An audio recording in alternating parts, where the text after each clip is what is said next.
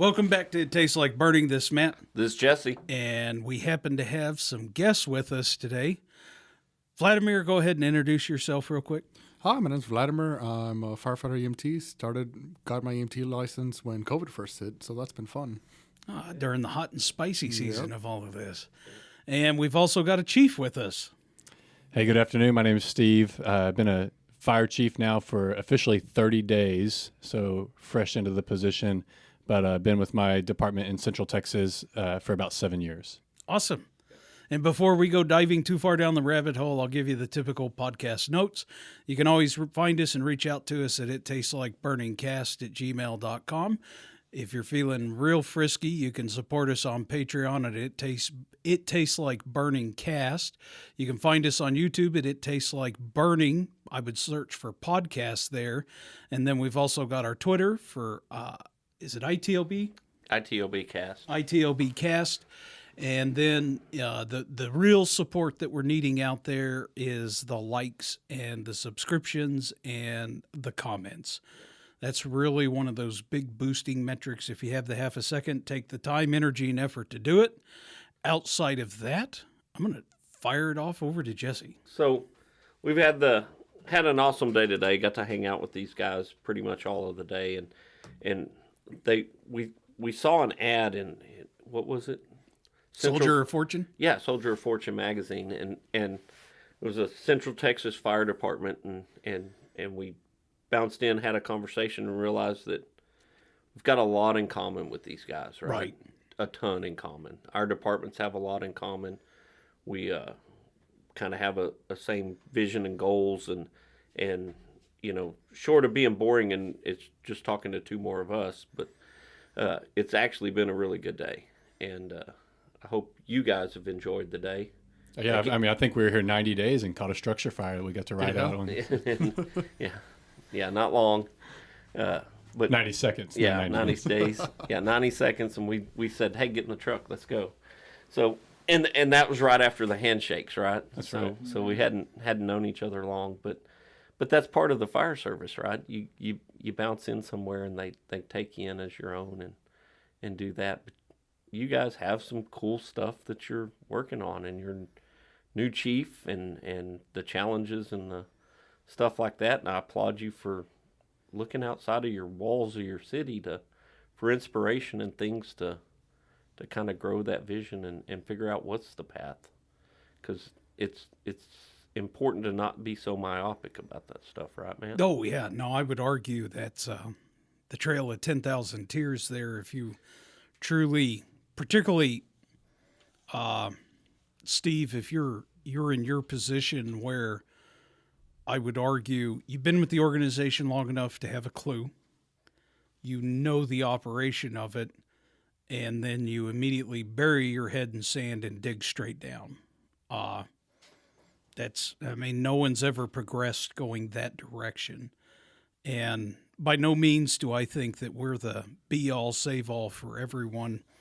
But if we had anything to even show you from an example of maybe don't do it that way, or consider this, but sure as hell don't do it like them, that, as far as I'm concerned, then it's mission accomplished, because you're at least progressing forward. And ultimately, it's that classic Brave New World. You got to figure out what dogma you're going to listen to and how far you're going to break out on your own. And that's kind of particularly the hard part as a new chief. Particularly if the old chief, not necessarily, it's not a mentorship, but if you don't have this big support structure of previous chief experience on the organization, it almost puts you more of kind of a feeling of being on a plank a lot more than you really are. Right. I would definitely say that our last chief that retired December 1st, he was our chief for 4 years and was on our department for, I think, 32 or 34 years, and was very big about professional development, and really knew that he was going to retire, and we worked through a transition plan. So he really set that up well. I know not every department is blessed in that way, but he's always just a phone call away and ready to go. So we appreciate him as well. So how does your department name a chief? They're elected by the membership at large and then affirmed by our Board of Commissioners. When he did not fulfill his term, we have a 4-year term for our fire chief. He retired in year 2. So in that case, our bylaws state that the deputy fire chief will fulfill the remaining term. Okay. So I fell into it. Default. Yeah. Yeah. Of all the crap we talked about today, I don't think we mentioned once about, well, we talked about our board, but we really didn't talk about your board at all. What's your board structure? Yeah, our board is elected by our membership. We have a president, vice president, secretary, and then 4 at-large positions. They're all currently members of our fire department. We have the option for one of those to be outside citizen, which I think we're going to move forward with in the next election cycle. Everyone except for the chief, everyone serves a 2-year term. And they're split. So we do have an election every year. So we have could have rotating board members every year if they're not reelected for a second 2-year term. And then we have an administrator that's also an ex officio member. I'm a non-voting member as chief, and then our administrator is also an ex officio non-voting member of our board as well. Okay. Now, this question is going to be shot over to Vlad here. You have a little bit of a unique career trajectory here. Let's just kind of talk. Why did you join the organization? What do you hope to get out of the organization? And where's all of this taking you? Sure. Okay. So I guess to talk about that, we have to go back first to why I became an EMT. It was the end of my freshman year of college when COVID started to become a thing that like, oh, I'll never come to the U.S. And then here we are a few years after the fact. But they sort of canceled classes, sent us back, finished classes online. And that's when I realized that there's a real dire need for more EMS members in the community, especially where I'm from South Texas. So I went through a little bit over a month-long EMT course, challenged to enter EMT, did that. Started working in a transport company. In the following summer, I started working 911, actually responding to emergencies. I thought that was really cool. That's the coolest thing I'll do in my life before I become a doctor. Then during the school semesters, I would come back and volunteer a little bit on the side. But that's around the time that I discovered that volunteer fire departments are a thing, which now that I'm in one, I look back at it and there's people that come up to us all the time like, hey, are you on shift? Are you guys working right now? How much you get paid? And we're like, no, we're a volunteer fire department, which even now during lunch, someone asked us if we're on shift and here where we're at right now, no, this is a fully volunteer fire department. Right. But so when I came back to school, that was my sophomore year, I believe, or the end of my sophomore year. I looked around volunteer fire departments in the area. Originally, just wanted to become an EMT and respond to medical emergencies here. So I went in for an application. Chief Stevens' hand is the first hand that I shook, and the rest from there is history. At the time, the fire chief at the time and the bylaws of the fire department at the time, I wasn't allowed to be a member. I lived more than a mile outside of the city limits, and it was the ideology of the time was that, oh, you're a college student.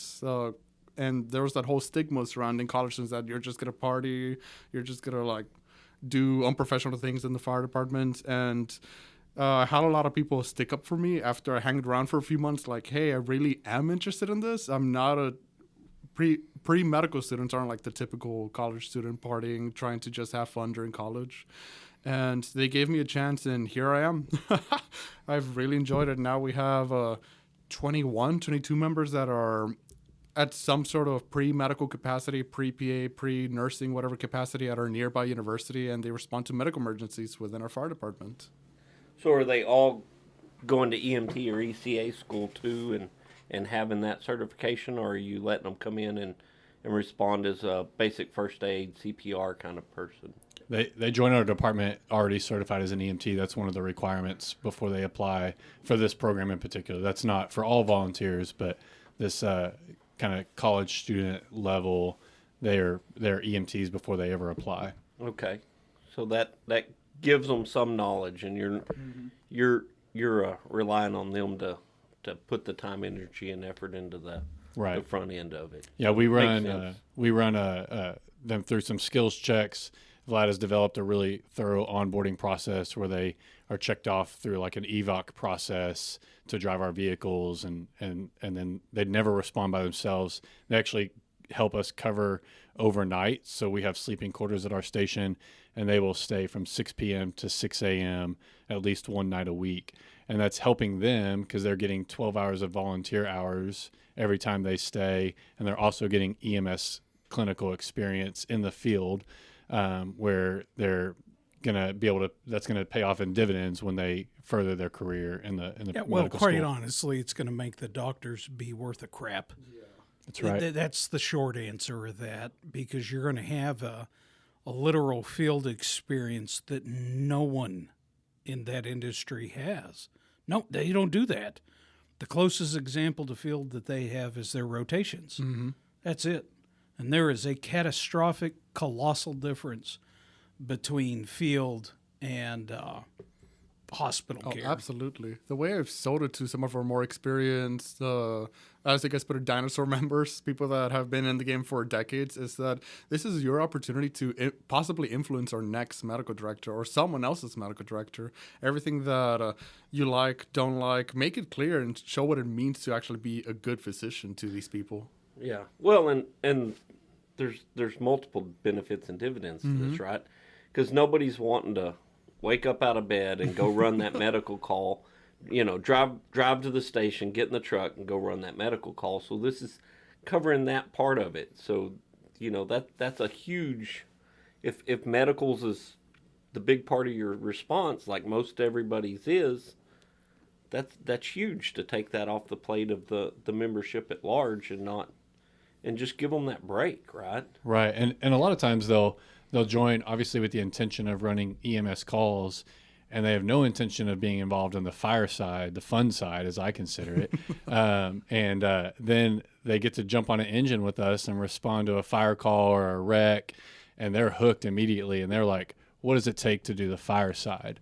And then we're going to have a conversation with them on school load, studying. Is it a value of your time to go through a full fire training academy with us, or can we just train you up to a level where you can help on a fire scene, rolling hose, changing SCBA cylinders, all those kind of minute details that have to be done on a fire scene, but we're all busy fighting fire. Now we have a dedicated crew to EMS standby, to rehab, checking vital signs of our firefighters, the whole 9 yards. Well, yeah, no, that's a big piece of it. Do you get y'all have privatized EMS there, so We do. So do you get an ambulance on structure fires, or do you rely on these guys to be your medical on a structure fire? It depends on the structure fire. We'll sometimes request an ambulance. Now, as of this month, we're requesting a supervisor because they carry cyano kits, an EMS supervisor. But typically, we'll rely on our EMS members for the room and contents fire that we knock out in 10 minutes. We don't necessarily need an ambulance there immediately. We also have our EMS system posts ambulances, and we have a post within a mile of our city limits, so they can get to us very quickly. Yeah, that helps. That helps a lot. So that's a little bit different than, we had a guy from Kentucky here several months ago that we were talking about this, and there's more and more places that we're learning about that are doing things similar to this with colleges, right? Some of them are having live-in programs, and some of them are doing different things. Y'all's is kind of unique because you're taking students that are specifically looking for knowledge in a particular category, medical, and experience and time, and giving them an outlet for that. But there's benefit for them, there's benefit for you. It's, it kind of passes that Rotary 4-way test, that you've seen the thing the Rotary Club has, but it kind of checks all the boxes on the things to do. It's really, really cool to me to see that people are using their head for something other than to hold a fire helmet on. Right. Yeah, well, it's just, again, it's thinking outside of the traditional box. Again, everyone sits there and just says, oh, volunteerism's doomed. The next generation, we're all going to burn. And it's like, no. like No. you're not marketing correctly. Yeah, you literally are not taking advantage of the resources that are readily in front of you and available. And if you're too traditionalist to realize that, then you'll continue to suffer. Outside of that, there is another way. Just is. Yeah, I wish we had a college here where we could tap into some of that stuff. We just don't. But we're looking at other things that accomplish the same thing with people that are not here. You know, we've allowed members to come in and not live here. They live, some of them, half an hour away. Well, they're never going to drive here and make a truck, right? That's not a thing. They can't even think about doing that. It wouldn't work. Like, the call's going to be over. We're going to be back at our house by the time they'd ever get here.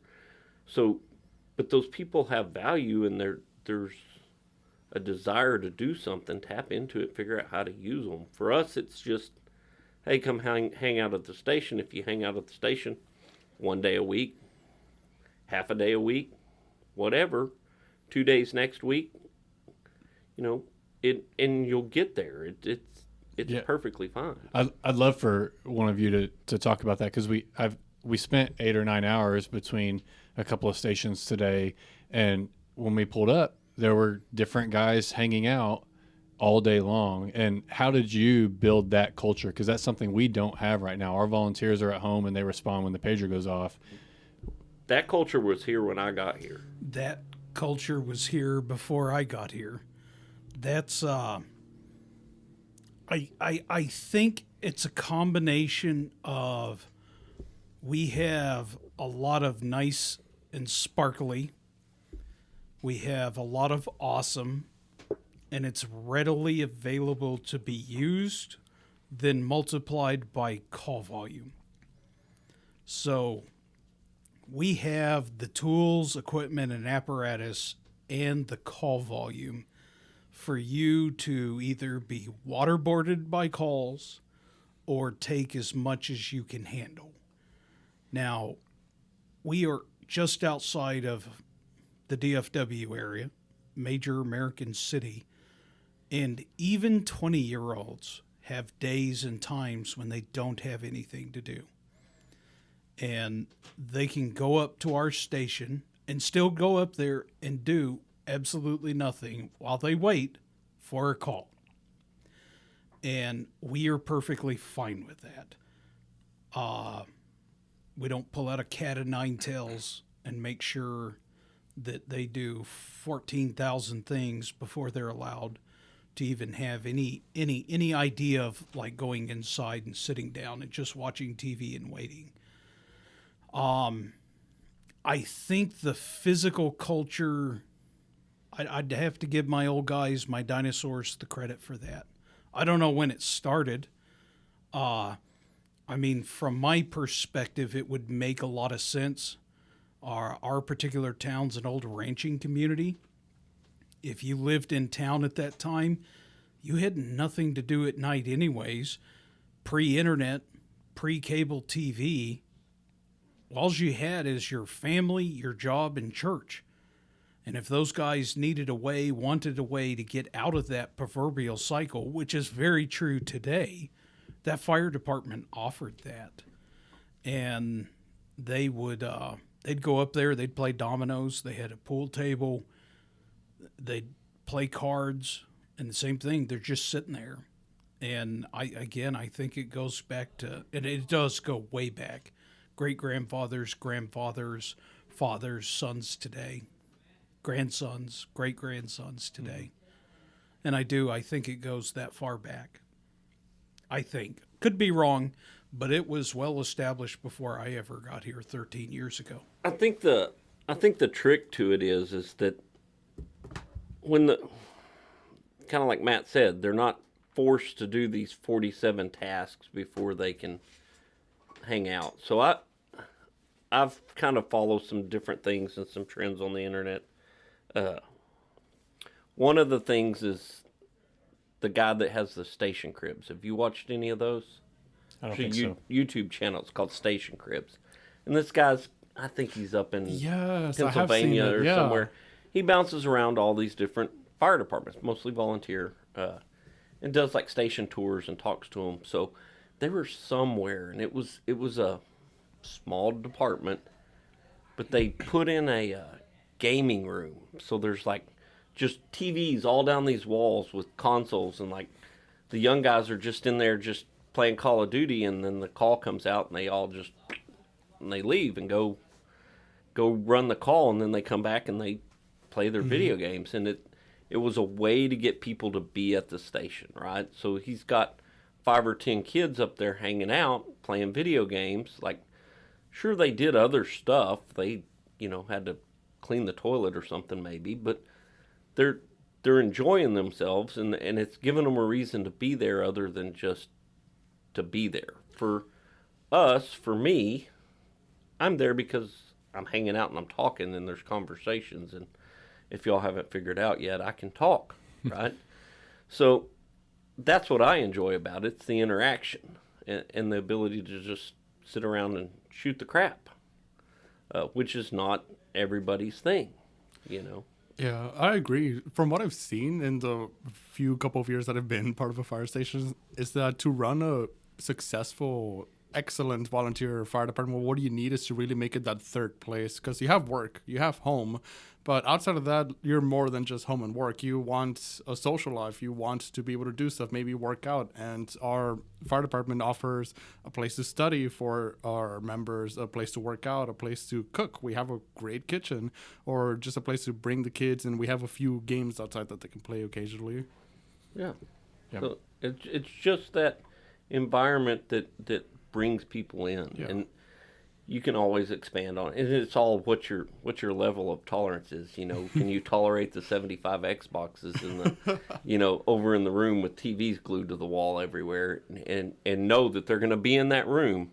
If you need them, you're going to have to go in there and shake them to wake Right. them up and Right. get them going. But they're there, Yeah. right?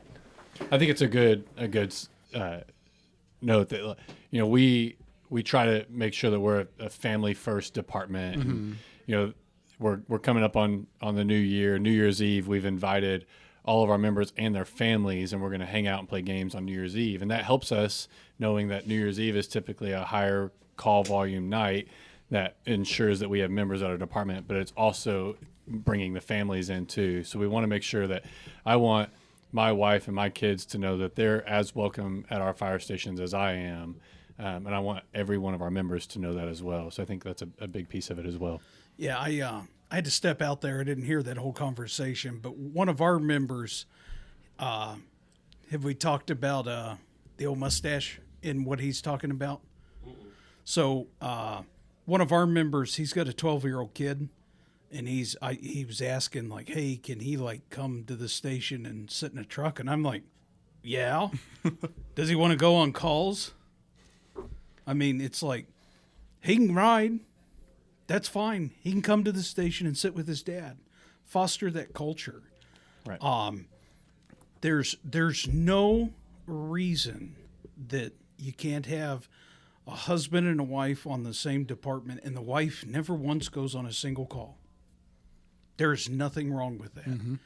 If that's, again, how do we take someone and get the physical most that we possibly can out of them? They want to come to the station and cook. They want to have their group of friends up there. Do it to it. Bring it on.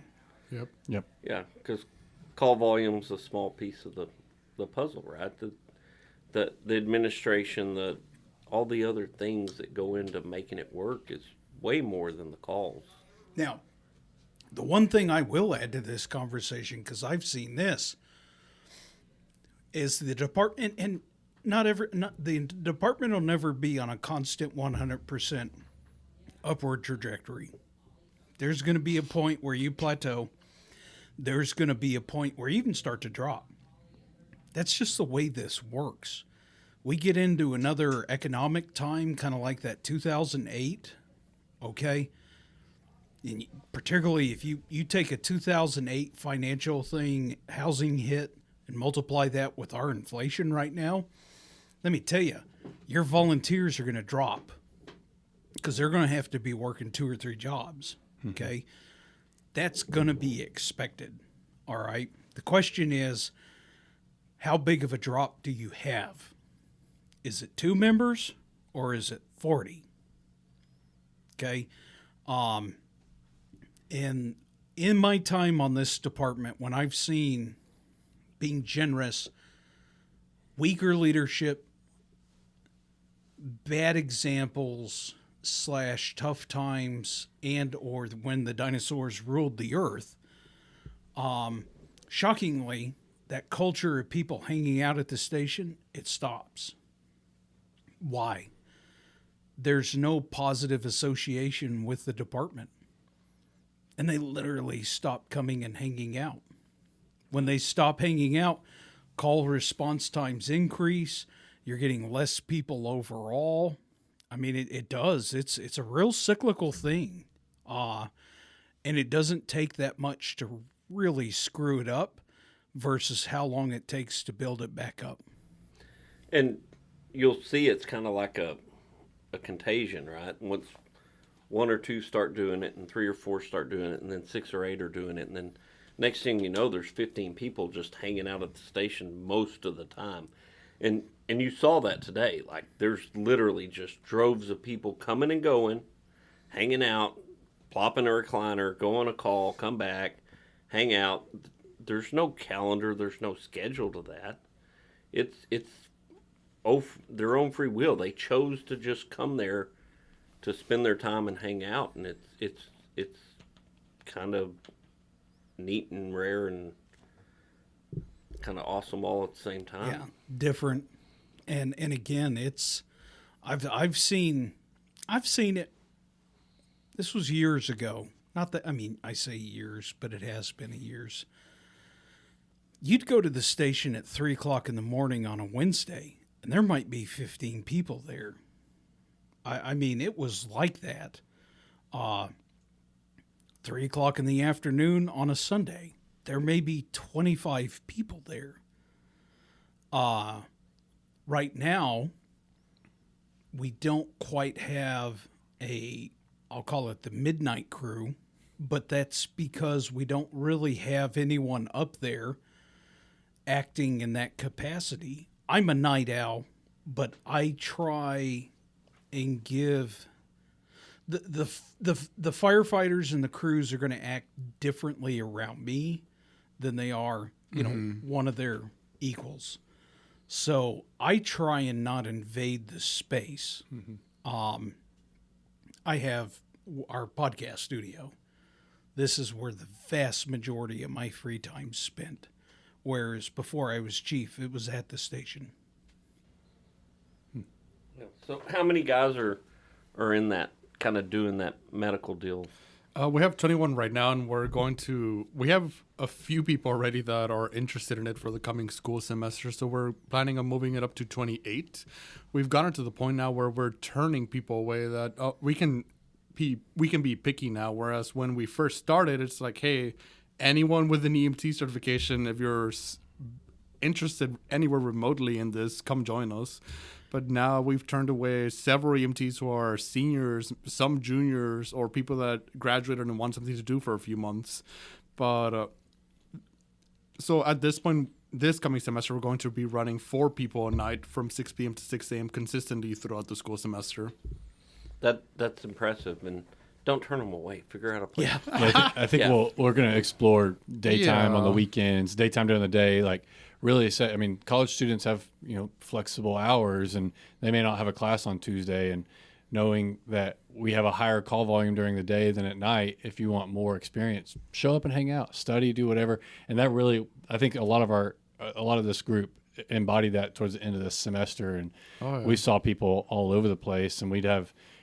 We'd drop a cardiac arrest, and now we have 7 people showing up on a CPR, which is great. You have all the hands you need, and it's because they were just happened to be at the station. Well, what our challenge is next is building that culture for our volunteer firefighters and making sure they know. Are it's the a place. volunteer firefighters at all going towards your medical students not in the socializing factor, but are they being there? Are you catching it where they just happen to be there a lot at night too right now because those people are there and they know that if a call drops, they're going to go out with them? Well, we've gotten a few, mainly officers that have been more detached in the past that now they're, okay, this is my night of the week. I used to wake up every night to run calls, but now I have a student with me or I have several students with me. I'm going to go up there, say hi, socialize a lot more. So it has helped our officers or people that are already involved. And we've gotten like 2 or 3 people that have come out of the woodwork like, hey, I want to cover so-and-so night. Like, I want to meet people up there. See who's there. See, you've accidentally created it and We've lit the fire. Yeah. you didn't realize it, and like as Jesse said, you're not encouraging it because you're turning people away. You're the one that dictates the schedule. Well, part of that too, we're running on it. I was the first person that joined me and someone else, and then we were limited on the number of students we could train. We can't stuff like 5 people in a vehicle and all brand new EMTs. Like, okay, this is how it's done. Each one of you do patient care. Well, I think that comes with time. Oh, right? yeah. That comes with time, and you've got those people that have, got that year Yes. behind them or 2 years behind them, and they're picking up the torch to teach the next group, and that just comes with time. Yeah. Yep, So we went from 2 to 7 to 14, and before we knew it, we have 21. So we're just going to keep increasing it. And there's going to be a time where it's going to be, hey, you have 6 months. Yeah, we have the space for you. We have the call volume for you. But I think that's still quite a ways down the line. I'll probably be in medical school by then. Let me ask this question. So you've got somebody that's been doing this during the school year, and turns out summertime comes along, and they're like, hey, I don't need to go home. There ain't nothing over there. Can I just stay here all year, all summer? Yeah. You gonna let that some- happen? we have some people interested in that now. I mean, Vlad was one of those people that he spent a lot of time at our station, especially right after he graduated and right before he graduated. I think that will continue to grow for sure. We have, every one of these students also, I think every single one, most of these students have to also do internships. Mm-hmm. So we actually have a pretty competitive pool now. We have these students that want to intern with us over the summer, and they're able to run data modeling and, QI, QA, EMS calls and fire calls and all kinds of stuff. So we're really building out what's going to help in the long run with our data as well. Oh, that's awesome. And you've got smart people. They're not idiots, right? Yeah. So you graduated, right? Yep. I graduated in May, biochemistry major. Okay. And God, that sounds terrible. I don't even know how to spell that. Yeah. And I was a math major, and that sounds terrible. No, the hardest class I took was biophysical chemistry. It was biology, physics, chemistry, and calculus too. That was painful. Yeah. My daughter's getting a full dose of all the good calculus. And she's an engineering major, so I studied business, so I wouldn't have to do any of that. Yeah, I tried to convince her business isn't bad, and she's like, engineering, here we go. And I'm like, you're gonna drive a train. And, it was weird, but so you're gonna be moving on at some point, right? Mm-hmm. So what have you done for the next person that's gonna take your spot? Yeah. So like I said, when I first started, we did not have this program, and it's really been a matter of like writing our bylaws, writing our training, like what is our minimum training required for our members. Now we have a probationary phase for new members. It's not just like, hey, show up, respond to calls after we see that you're not a psychopath. So now we have members, it takes them at least 3 months to go through our entire onboarding process, which is everything from knowing how to respond to an emergency and doing patient care to like what happens if I see a fire on my way to a call. Yeah, and he's built a pathway as you join on this EMS division to rise up as a natural leader. So his replacement is under him and starting to take on. So I might send him a text message and ask him a question. He's like, well, let me check with this guy because he's the next one, and let me let him coordinate this one. Yep. And that kind of thing. So he's done a great job with that. I also think that we need a person that's not necessarily a college student, someone that's vested to oversee that program, whether that's a EMS lieutenant or EMS captain or something to help ensure that it's sustainable. Yeah. Well, I'd almost argue that you need it to be a college student. It needs to be a senior person, like, that fourth year kind of person that's been in the program since freshman year or sophomore year. That let them be that lieutenant. Let them do it, because all you're going to do is entice the other ones. You're going to beat that microphone to death, or you're going to talk into it. But you're going to entice the other ones with that carrot. Right. Like there's a reason to be better and learn more and do more, because I could, my last year I could be that lieutenant and have that lieutenant's badge, right? And let them take it with them. Right. Oh, yeah. Right. We're giving people those leadership positions. We have people That's in charge great. of recruitment and retention, and of course my position and the position under me.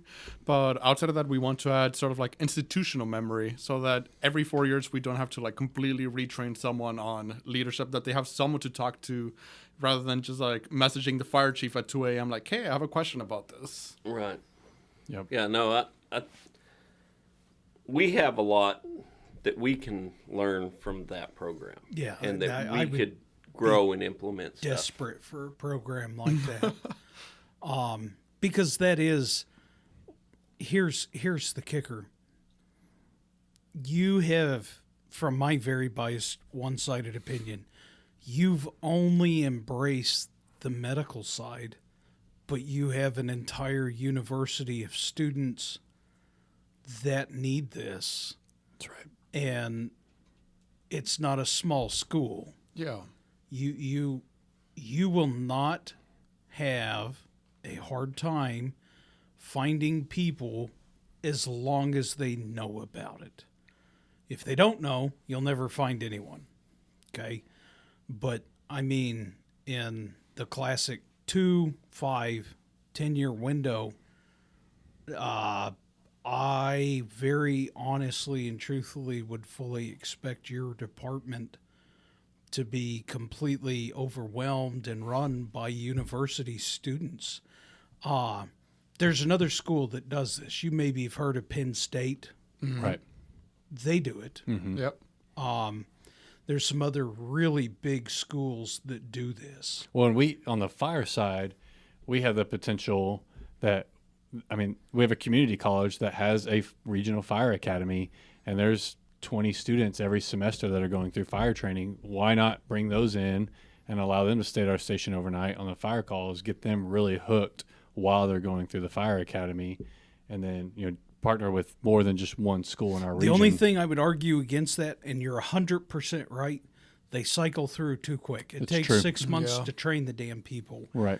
A lot of them get You're- hired locally in our case. Your classic university student that comes in as a freshman and leaves when they're that 4.5, 5-year senior, you've already exceeded the national average by 3 years True. of retention. True. And that's just by simply considering the accommodation of a university student. We very, very vaguely talked about this with our city on Friday. I think we're a non-university town. I seriously wonder, we have an apartment building next to us.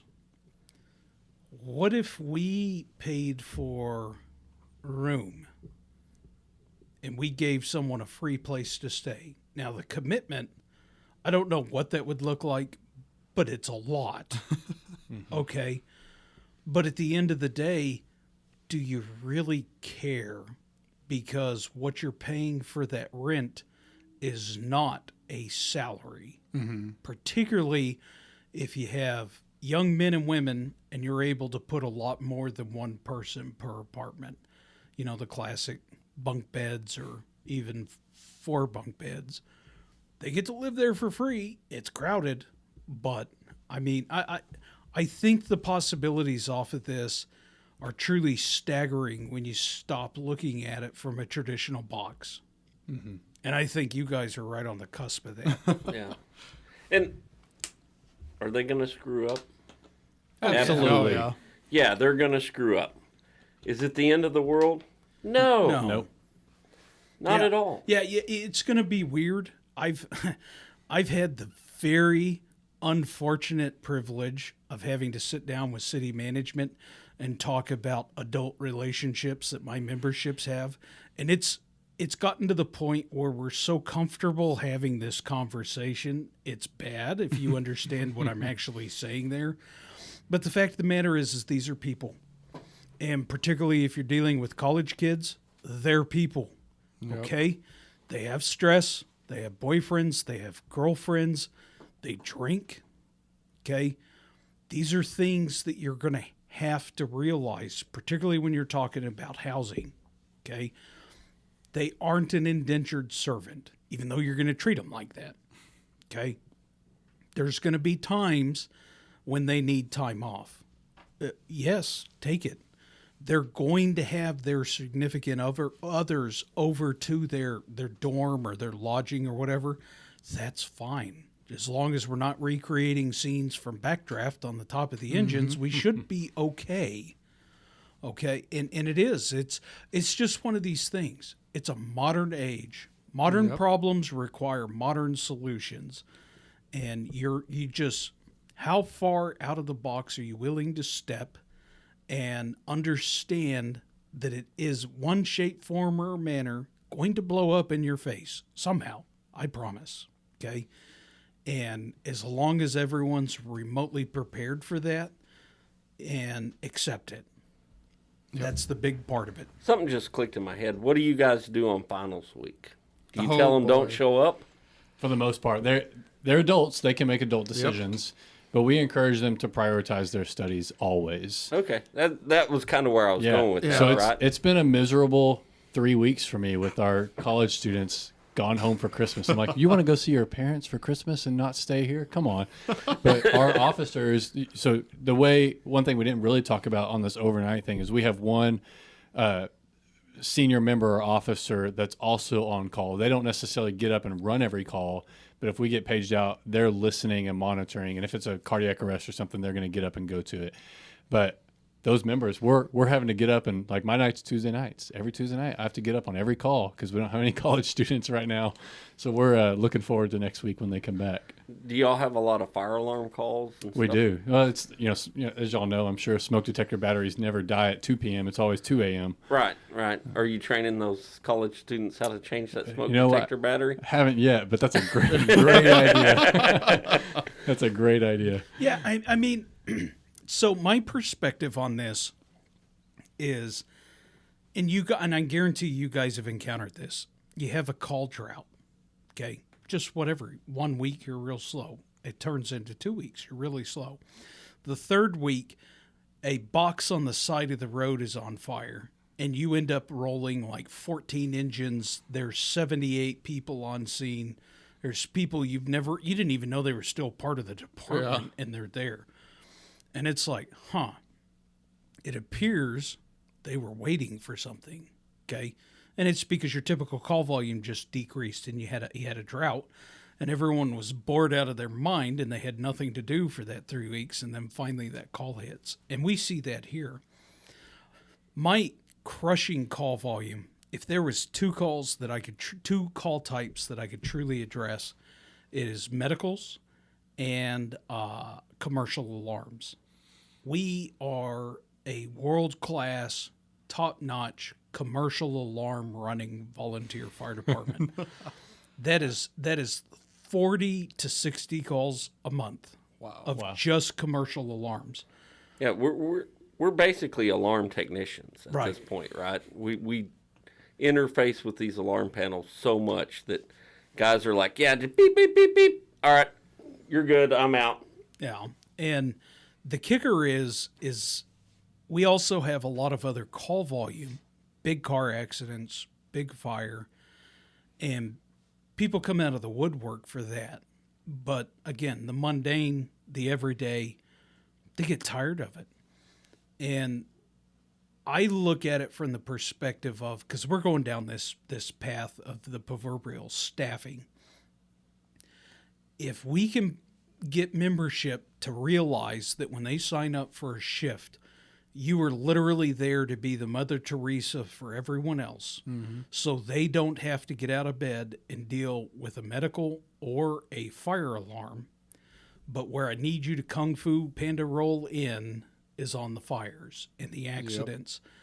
I'm thinking that the call drought that it'll create will inadvertently and unintentionally cause a higher response, because now they actually have the luxury of being able to wait for the call that they have always wanted to go to. Yeah, roll over basically. Right. Right. Yeah. Now, time will tell on that. Sooner or later, that theory is going to come into play. We've been running a command truck at night.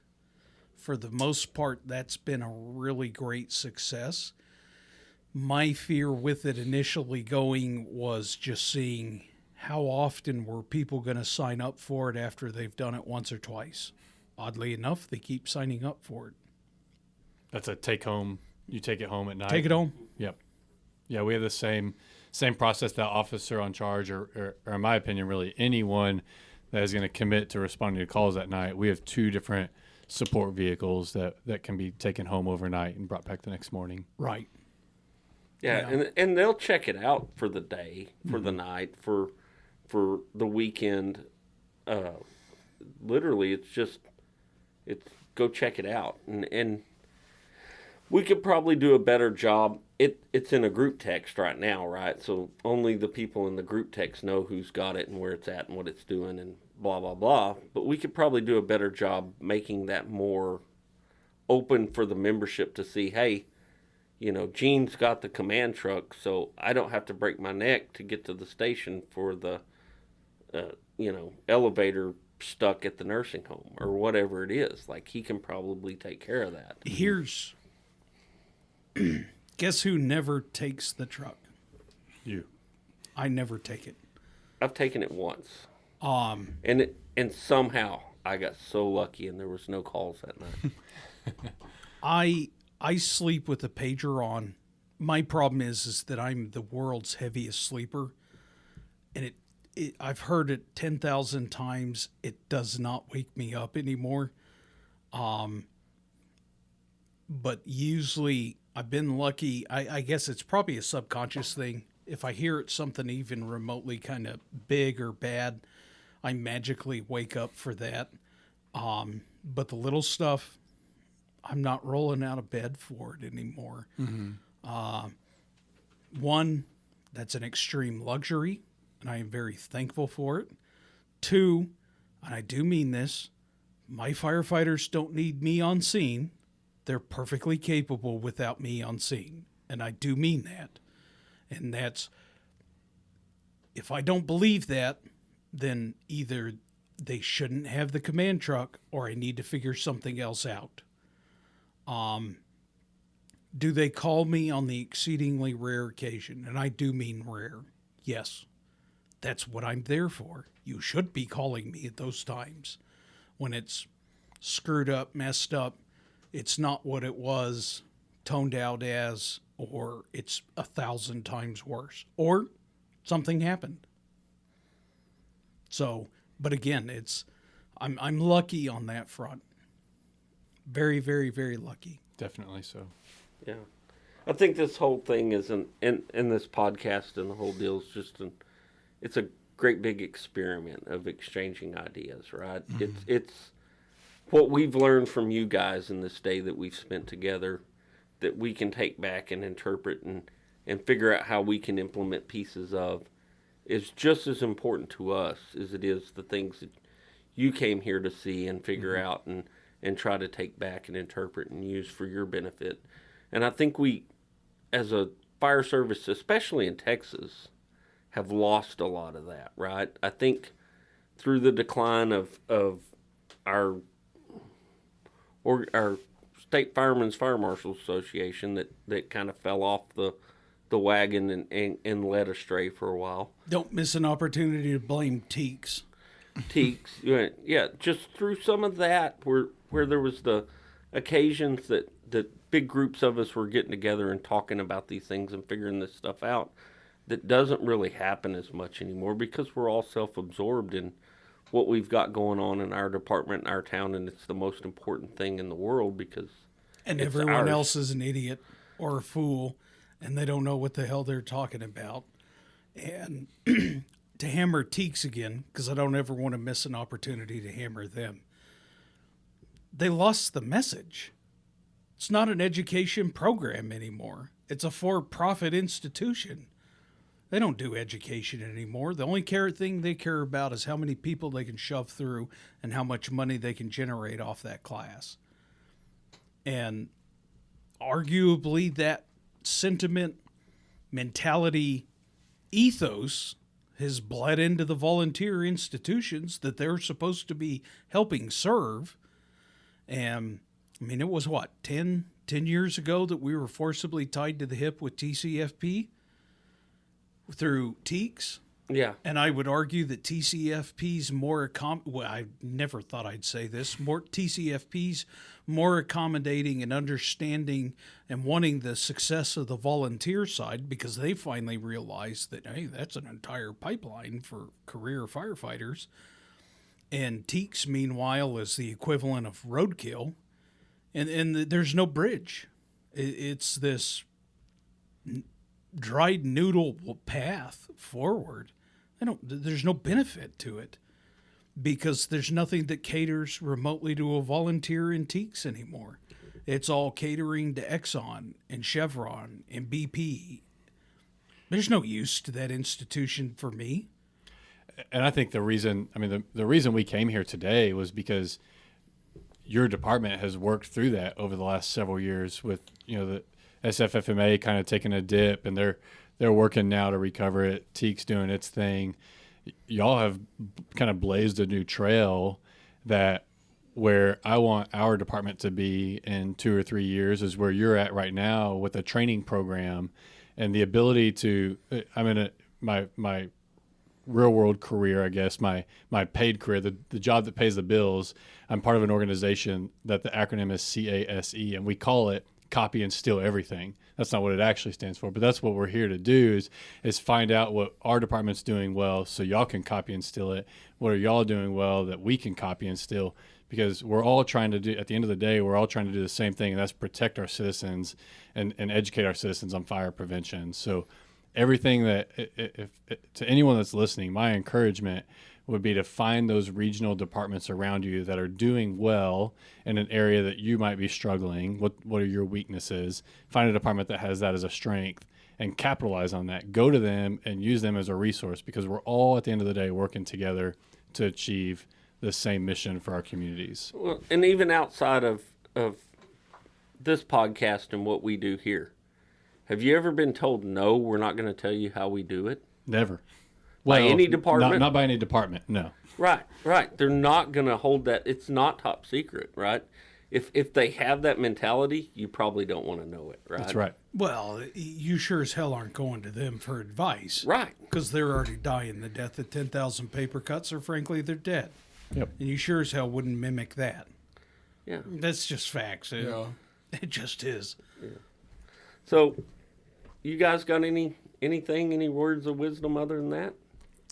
I don't think so. I'll give you a plug. I joined Patreon a few weeks ago. I think I grew up in this area, so I knew about this department, and just appreciate the time and the podcast as well. Yeah, and we appreciate that. And you got stickers, right? I got stickers, yeah. Yeah, no stool sample. We didn't give him that. No. But we did give him the stickers.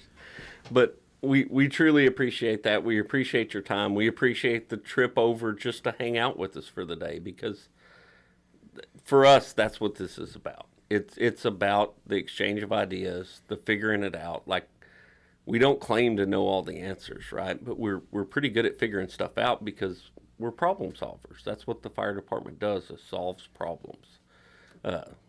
That's kind of our whole existence, is to solve people's problems. So if we can work together on some of these problems that each of us have, it just makes for a better service overall. It just makes it easier. I mean, for Christ's sakes, it's hard enough. There's no reason the proverbial reinvent the wheel. if someone else remotely figured it out, try it, because you're going to immediately tweak it and manipulate it into what works for your organization. But there's no reason to reinvent it. Yeah, it's just asinine sitting there trying to feel like that you're abandoned completely by yourself and that it's a hopeless cause because no one will be able to fix it. But Matt, nobody wants to do this anymore. Right. Nobody shows up. Like, we ran that ad in the paper and nobody answered it. Yeah. Like, well, all and, these people don't care about that. and- They don't want to do that. and prior to that, the Morse code, it managed to not work at all either. Yeah. Yeah. It's truly about getting yourself out there, getting your department out there, having that positive public interaction, letting them know what's going on, and being open. Like, you've got to embrace being open. Boy, that phone is going off. That's It's amazing. the wife and kids. Oh, yeah. FaceTime yeah. at dinner Oh, time. yeah, FaceTime. We'll get them in here. Yeah. That's right. Add 'em to the I can podcast. bounce that right into this. It's not a problem.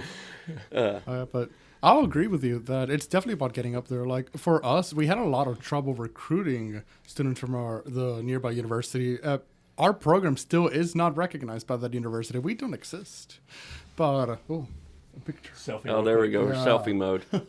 All right, continue. Yeah, our program doesn't exist, but there's been ways that we've been trying to find, like, some professors that have access to, like, oh, I know everyone who wants to go into medicine in our university. I have their email. I can send them an email with the click of a button. So we've had a few people that have been kind enough to help us out with that, and now we're going to take the next step. In January, actually, we're going to go to that university in person.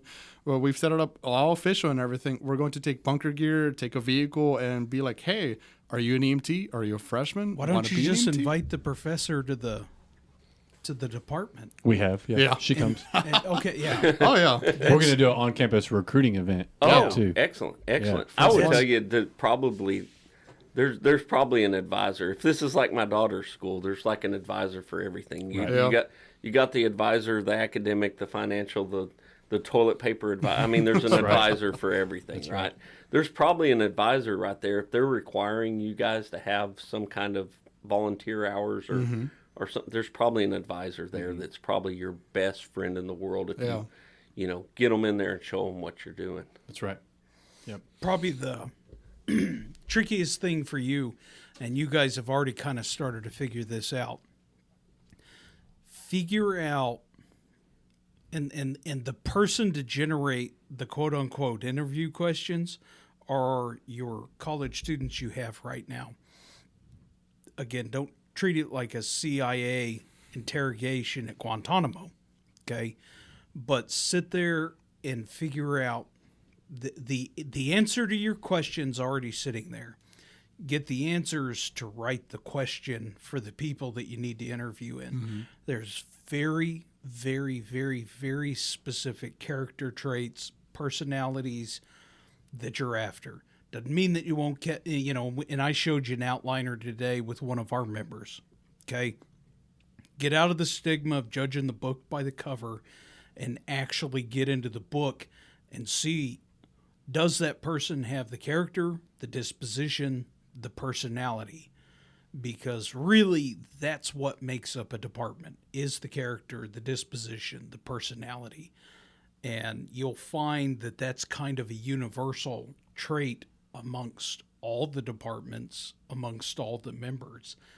And the organizations that are struggling, they have a common personality, trait, disposition, and demeanor, and vice versa. You know, the organizations that are successful, magically, a lot of these people are all alike. And that's kind of like the next advanced step for you guys. Because, I mean, oh my God, I can't tell you how envious I am of you. You were so close to the cusp of figuring out the answer, particularly to that other problem that you were talking about, on trying to figure out that whole staffing, filling out the entire ranks with your volunteers. It's right there. I mean, you were literally Can reach it. Yeah, the simplest push of a door. And in your case, I would tell you to actually like run up and like leave the ground and double kick the door through, because you're that close. Like you're gonna probably hit like 14 people in the face when you do that. You're that close. And yeah, I mean, oh my gosh, I would die to have a college in my town. Die. Yeah, we're gonna have to figure this out because the whole medical and alarm thing and all that, like the medical thing just alone, that's good for us because that's something. If anyone has we're terrible like at it, right? 14 nursing homes in their community, and they have figured out how to recruit from nursing homes, let me know. Yeah, Just certify EMTs in your nursing home. Yeah. They are quick response time. I mean, they Medicaid has already paid for basically one medical degree. Right. But you guys got anything else? That's it. Thank you. Thanks for having us. Questions, theories, conjectures, interjections, litigation goes to Jesse. Yeah, always. Well, you want to read through those notes again, Matt? I have to read them this time. If you want to reach out to us, it's tastelikeBurningcast at Gmail, Twitter at ITLBcast. Always give us a support on YouTube, which we're trying to grow. We're getting much closer to going to our quasi live stream and also recording it. And from there, if you're searching for us on YouTube, it's It Tastes Like Burning. Search with the podcast in there. And of course, we'd appreciate any support on Patreon. But more importantly, on all of that, like, click, subscribe. So I'm going to let the cat out of the bag a little bit. The whole thing with the YouTube is so that we can live stream a potential public event that we're possibly going to do later this year. And we would like to be at a point where it's actually going to get seen. Right. And where we could possibly have some super chat, right? Right. If we could get some super chat going during that thing where we were monetized, would help us with some of the expenses of this thing because, frankly, it's not free, right? No.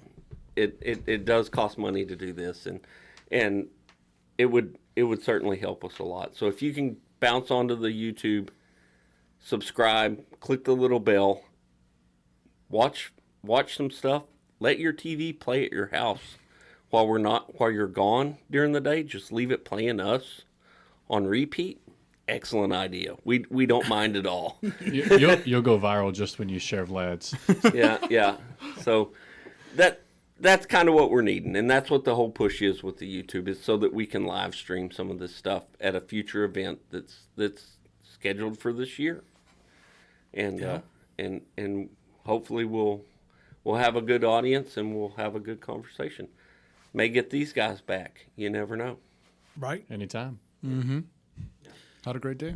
Vlad, Steven, I really appreciate you guys coming up. Hopefully you've enjoyed your time up here today. If anything, we've given you a story and someone to laugh at. Yeah. Well, lots of jokes on the way home. Yeah. Excellent. With that, This is Matt. this is Jesse. Have a good evening.